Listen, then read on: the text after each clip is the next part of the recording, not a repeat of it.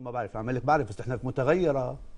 يعني انا اليوم انا صناعي لم ينبت على وزاره الصناعه، ما بتذكر انه اي قرار طلع بخصني من قرار من وزاره الصناعه وتنفذ. طب وين الخلل؟ ما بعرف، ما في لانه نحن صفيانين ما في غيرنا ملطشه بوش المؤسسات الدوله، الصناعي هو الوحيد المتوفر وموجود، هو الملطشه، بدهم يطلعوا دوريات بيطلعوا لعندو، بدهم ينفذوا قرار بيطلعوا يعني بوشه. الصناعي اليوم يعني بوجه المدفع هيك؟ بوجه المدفع، ما في غيره. صح. انا اليوم انا بدي اسالك سؤال، انا بقدر انا شو عندي، شو صناعتي انا؟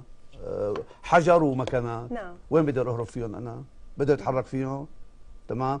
انا اليوم صرت اكل 3 مخالفات وهلا في عندي تسكير معمل، مين بيقول لي شو عم تساوي؟